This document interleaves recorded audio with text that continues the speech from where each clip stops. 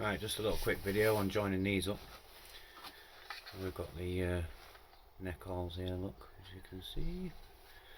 Just bring you down a bit so you can... Right. So as everyone was getting a little bit, I've heard from people, lengths don't suit everyone, so this is just a quick demo of putting your neck cord in, basically. So you get 2 lengths of normal paracord with your sheath. All you need is a lighter, a pair of scissors or a sharp knife. I'll start off by just nipping one end and just warm that up until it starts to bubble a little bit. You get a little flame on there.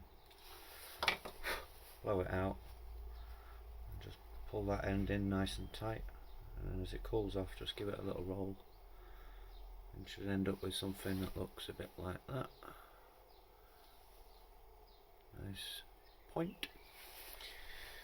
So when you've got your neck sheath, these are designed so that the flat face obviously sits up against your chest, and what you want is your piece you're going to tie sticking out the back. So if you come in from the back first,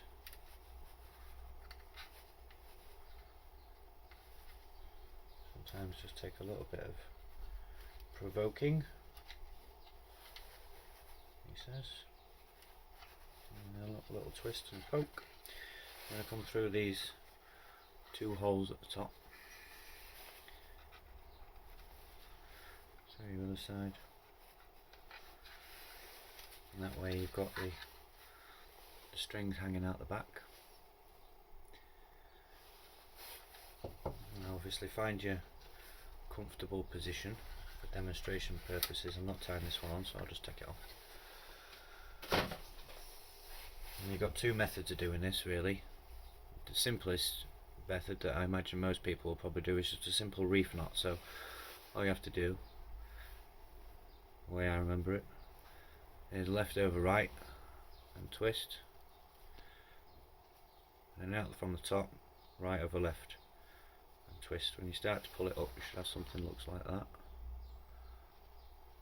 which is a self-tightening knot. So all you have to do is pull that up and just pull the edges up tight.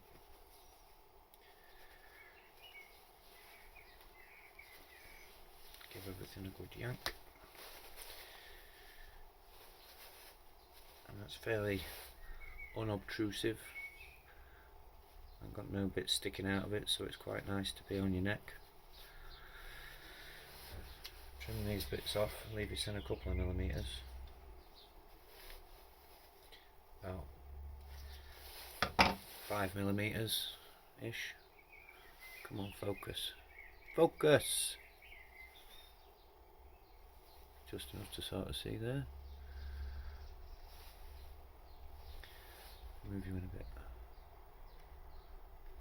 Right, focus at distance. Right, yeah, there you go.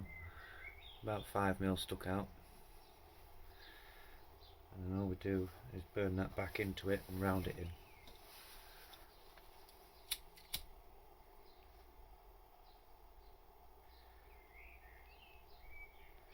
And that end to be nicely melted.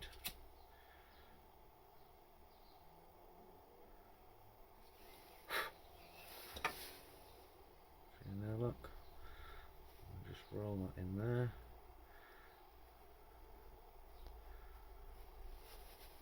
Do the same on the other side.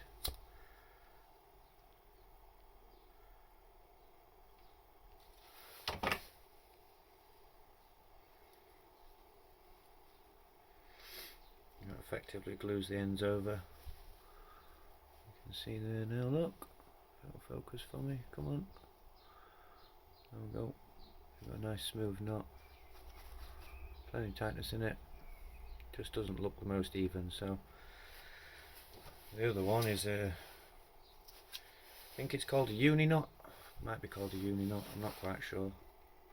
Just back out a minute when we do this. It's actually a fishing knot, but a lot of people use it on paracord as well. Let's see if I can get myself in a position where you can see what I'm doing. So on this one we do 3 twists. Just take a bit of manipulating this one to get it nice. Move that piece out on the bottom. Helps if you're not using a bit that's already been twisted up. So you've got 3 twists on that side, 3 twists across your whole piece. Normally it'd look more even than this, obviously. So this is where you set your size on your neck, and then all you need to do is you follow which one this is coming. So this is already coming over the front here, as you can see. And you put it round the back, and you put 2 more twists in there through that now created loop. Should have left myself a little bit longer tail there, but never mind.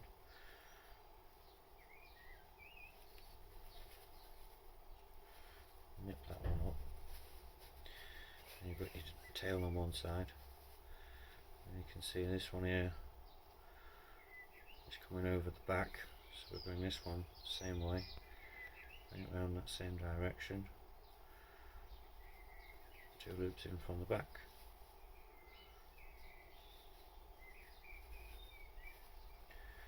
And then pull that one up a bit. You have this sort of arrangement here. It looks like 2 sort of knots tied from the ends, and all you have to actually do is you pull a bit of tightness onto this one, pull a bit of tightness onto this one, and then pull that long string, and it should draw these together. As if I've done this end a little bit too tight.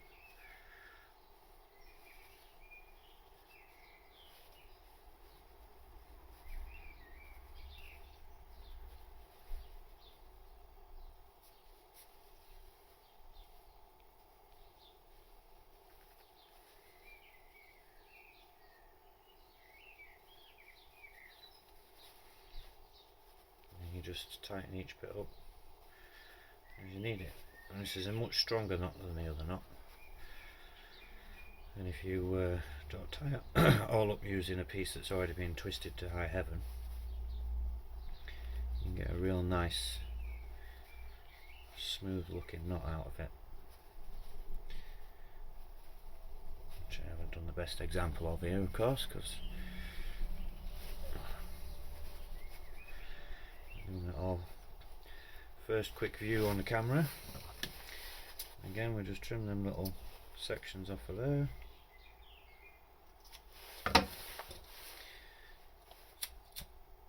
Melt this section back, and these I like to just let it go until it starts to bite, like that. Squish that little bit in there. Same for this side.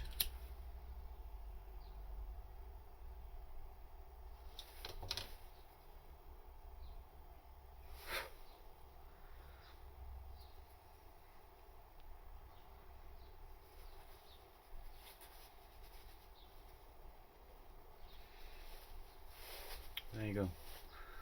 Should be a bit smoother than that, which you'll see that if you do this one yourself, but again, super strong knot, not going anywhere, and then you can all make them at whichever sort of length you want. And the reason I'm showing you this is because I did say I had some really nice little bayonet fittings,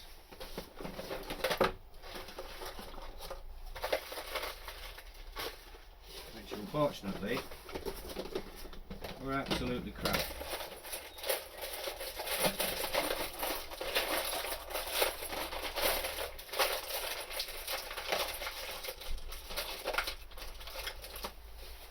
I did have these really nice brass matching for everything, and I got a nice little bayonet fitting in the top of there. Can't really see them on there, can you? But anyway, I didn't like them, they're rubbish. They weren't very secure, and who wants to lose something custom in the field? So back to the old fashioned method. Hope that helps a few of you out if you're doing these. Hopefully you should be getting them in the next couple of days. Thanks for having a watch. See you all soon. Stay safe, stay well. All the usual malarkey.